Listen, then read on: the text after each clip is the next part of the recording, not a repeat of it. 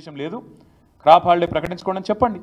ఇంత దిక్కుమాలిన ప్రభుత్వం ఆఖరికి ఎట్లా ఉందంటే నెక్స్ట్ కర్ణాటకలో వాళ్ళ మంత్రి ఒక ఆయన అన్నాడు మొన్న, ఏమైందా గ్యారంటీలు మరి మహిళలకు పైసలు ఇచ్చిన మొదలుపెట్టిన ఏమైందంటే ఆయన అన్న మాటకి ఇది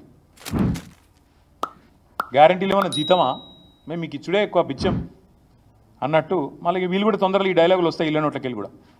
ఒక ఫ్రీ బస్సు తప్ప ఇప్పటిదాకా చేసింది ఏమైనా ఉందా ఈ రాష్ట్రంలో? అందుకే నేను అంటా ఉన్నా, రేవంత్ రెడ్డి రంకెలేసుడు, చర్చకు రా, ఇదిరా అదిరా ఇవి కాదు. దమ్ముంటే చేతనైతే అసెంబ్లీలో పెట్టు చర్చ, రాష్ట్రం మొత్తం చూస్తుంది, పెట్టు 2 రోజులు పెట్టు, మైక్ కట్ కాకుండా చూడు. దమ్ముంటే నీకు స్పీకర్ను నువ్వు డిక్టేట్ చేసి స్పీకర్కు కనుసైగల ద్వారా శాసించి ప్రతిపక్షం గొంతులు నొక్కుడు కాదు. దమ్ముంటే 38 మంది సభ్యులు మేమున్నాం, దమ్ముంటే మా సంఖ్యకు సరిపడే విధంగా మాకు టైమి అక్కడ అసెంబ్లీలో 4 కోట్ల ప్రజల ముందు నీ బట్టలు ఇప్పుతాం. అక్కడనో ఇక్కడనో చర్చ కాదు, బహిరంగంగా అసెంబ్లీ సమావేశాల్లోనే నీ బట్టలు ఇప్పుతాం. ఇది మా సవాల్ నీకు. ఇప్పుడు నేను చెప్పిన ఏది తప్పు అని చెప్పినా నేను ఏ శిక్ష కంటే ఆ శిక్షకు సిద్ధం. ఎందుకంటే మీ ఆర్థిక మంత్రి గారు చెప్తా ఉన్నారు వాస్తవాలు. ఇప్పటికైనా రేవంత్ రెడ్డి గారు బుద్ధి తెచ్చుకొని సిగ్గు తెచ్చుకొని ఇకనైనా పద్ధతిగా మాట్లాడాలి, రాష్ట్రాన్ని దూషించవద్దని కోరుతూ మళ్ళొక్కసారి మీ అందరికీ కూడా ధన్యవాదాలు. మేము కూడా ప్రతి సవాల్ చేయవచ్చు, ఏముందన్న అందులో. రాష్ట్రంలో రైతు రుణమాఫీ ఎక్కడ 100% అయిందో ఏ ఊళ్ళే ఆ ఊళ్ళే మేము పోటీ చేస్తాం, మేము పోటీ చేయండి. ఎక్కడన్నా ఒక ఊరు చూపెడతావా? కొండారెడ్డిపల్లిలో అయిందా 100%? కొడంగల్లో అయిందా? మీ అత్తగారు ఊళ్ళో అయిందా? ఎక్కడైంది? నేను కూడా అనొచ్చు, రైతు బంధు మొత్తం పడితే ఆడ పోటీ చేద్దాం అనొచ్చు, తులం బంగారం ఇస్తే పోటీ చేయ అనొచ్చు, నెలకు 2500 ఇచ్చిన మహిళలను ఓటు అడుగు అని నేను కూడా అనొచ్చు, నెలకు 4000 ఇచ్చిన ముసలోళ్ళే మాత్రమే ఓటు అడగాలి, 2000 ఉన్నోళ్ళంతా మాకేయాలని నేను కూడా అనొచ్చు. ఈ బజారు భాష, చీప్ టాక్టిక్స్, చిల్లర మాటలు, వీటితో ఇంకెన్ని రోజులు టైంపాస్ చేస్తారని నాకు అర్థం కాదు. ఇప్పుడు నేను లేవనెత్తిన ప్రశ్నలు కానీ నేను చెప్పిన విషయాలు కానీ ఇందులో ఏమైనా తప్పు ఉంటే ముఖ్యమంత్రి, ఉప ముఖ్యమంత్రి, ఇంకో మంత్రి వాళ్ళ వైపు నుంచి ఎవరైనా సాధికారంగా చెప్పగలిగే వాళ్ళు ఉంటే రమ్మనండి. ఇంకోటి అసెంబ్లీలో చర్చ పెట్టండి, 2 రోజులు పెట్టండి. ఇంతకంటే ఇంపార్టెంట్ ఏముంది? బడ్జెట్ సమావేశాలు ఉన్నాయి ముంగట, మైక్ ఇవ్వండి. మైక్ ఇవ్వకుండా గొంతు నొక్కుడు, ఇష్టం వచ్చినట్టు ఒర్రుడు ఇది కాదు కదా పాయింట్. మేము చాలా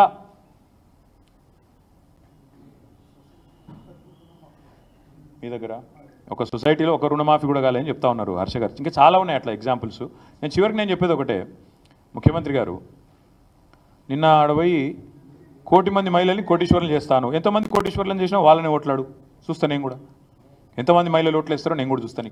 కోటీశ్వరులు కాదు నువ్వు, కనీసం వాళ్ళను రేపటి రోజున ఉన్నదంతా గుంజుకోపోతే చాలు, వాళ్ళ మెడల పుస్తలతాడు గుంజుకోపోతే చాలు. నువ్వు కోట్ల కేసు వేయొచ్చు కదా, ఎందుకు వేస్తలేవు? కేసీఆర్ గారు ఆనాడు రాయలసీమ ప్రాజెక్టు కడితే స్వయంగా తనే పోయి ప్రధానమంత్రికి కంప్లైంట్ చేసిండు, ఉత్తరం రాసిండ్రు, గ్రీన్ ట్రిబ్యునల్ కేసు వేసిండ్రు, స్టే తీసుకొని వచ్చిండ్రు. ఎస్ఎల్బీసీ రైట్ కెనాల్ విస్తరణ చేస్తే ఆనాడు కూడా ఉత్తరం రాసిరు, దాన్ని వ్యతిరేకించారు. నాగార్జున సాగర్ రైట్ కెనాల్ విస్తరణ చేపడితే ఆనాడు కూడా దాన్ని వ్యతిరేకించారు, ఉత్తరం రాసిరు.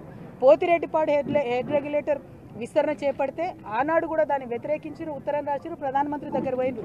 మరి నువ్వెందుకు పోతలేవు చంద్రబాబు నాయుడుకు వ్యతిరేకంగా? నీకు తెలంగాణ రైతుల కంటే ఎక్కువ ప్రేమ చంద్రబాబు నాయుడు మీద ఉన్నదా? గురుదక్షిణ చెల్లించుకుంటున్నారా? మా తెలంగాణ రైతుల ఉసురు తీసి మా కృష్ణా గోదావరి జలాల్లో వాటాను తీసి చంద్రబాబు నాయుడుకు మీరు గురుదక్షిణ చెల్లించుకుంటున్నారా అని ఇవాళ రేవంత్ రెడ్డి గారిని నేను ప్రశ్నిస్తూ ఉన్నాను. మీరు కనుక చిత్తశుద్ధి ఉంటే, తెలంగాణ ముఖ్యమంత్రి మీరు నిజంగా ఈ రైతుల మంచిని కోరుకుంటే ఇమీడియట్గా కేంద్ర ప్రభుత్వానికి లెటర్ రాయాలి. ఆ 200 టీఎంసీల నీళ్లు తీసుకుపోవడానికి ఒప్పుకోము. ఎట్ ఎనీ కాస్ట్ తెలంగాణ రైతాంగం అంతా కూడా మీ మీద ఉద్యమం చేస్తుంది. మీ చిత్తశుద్ధిని, మీ నిజాయితీని నిరూపించుకోవాలంటే ఇమీడియట్గా మీరు కేంద్రానికి కంప్లైంట్ చేయండి, అవసరమైతే కోర్టుకు పోండి, ఆ ప్రాజెక్టులను ఆపండి. ఇక్కడ తక్షణ సమస్య ఉన్నారో బడి బయట ఉన్న వాళ్ళని బడికి రమ్మని మళ్ళీ పిలిచినాం. బడి బయట ఎవడు ఉన్నాడే? లెక్కలకు రాకుండా చంద్రశేఖరరావు, హరీష్ రావు, తారక రామారావు ఉన్నాడు. జనాభా లెక్కలలోనే లేరు. జనాభా లెక్కల నుంచి కొట్టేయాల్సిన పరిస్థితి వచ్చింది. నేను మా సంఘాల మిత్రులు చెప్తున్నా, వాళ్ళు ఇంటి ముందర పోయి డప్పు కొట్టురు, మేల్కొల్పు డప్పు. మా సంఘాలలో చేసినోని నన్ను తిడతారేనా? చేసినోని నిలబెట్టి లైన్లో నిల్చోబెట్టి లెక్కలు కట్టకుండా.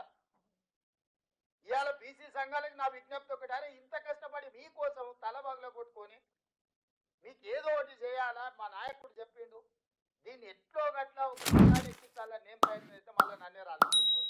చేయనోడే మంచిగా బాగా ఫామ్ హౌస్లో పట్టుకున్న వాడే మంచోడాడు. తండ్రి చేయడు, కొడుకు చేయడు, అల్లుడు చేయడు, లెక్కలకే రావంటారు, మీరు లెక్కనే లేరంటారు. వాళ్ళేమో మంచోళ్ళు అయిపోయారు, వాళ్ళ సంఘాల మీటింగులు వాళ్ళు పెడితే వాళ్ళ దగ్గర పోయి మనోళ్ళు కూర్చుంటారు. ఇంత కష్టపడి చేసిన రేవంత్ రెడ్డిని విలన్ చేస్తుంది. వద్దనేటోడు ఎట్లా వద్దన్నాడు, వాడు విలనే. కావాలన్న వాళ్ళకి మీకోసం పనిచేస్తే మీరు కూడా విలన్గా చూసినాక ఇంకా ఇంకా ఇంకా ఇక ఇక ఇది ఎట్లా ముందర పడుతుంది మీరు చెప్పురు నాకు. నష్టం మీకా నాకా? మరి ఇక మీరు మీరు దీన్ని కాపాడుకోకపోతే, మీరు వచ్చి అండగా నిలబడకపోతే, మీరు వచ్చి నా పక్కన నుంచొని మా ముఖ్యమంత్రి మా రేవంత్ రెడ్డి చేసింది 100% కరెక్టా, ఎవడరా చెప్పినోడు రా, లెక్క చేద్దాం రా, ఏ ఊర్లో ఏ వార్డులో ఏ సందులో తప్పుందో లెక్క చెప్పు, మేము వచ్చి నిలబడతామని మీరు కట్టబట్టుకొని నిలబడితే ఈ సమస్యకు పరిష్కారం దొరుకుతుంది. మీరు చూసి చూడనట్టు మాకెందుకులే అన్నట్టు ఉన్నారంటే ఇది పట్టాలు ఎక్కదు.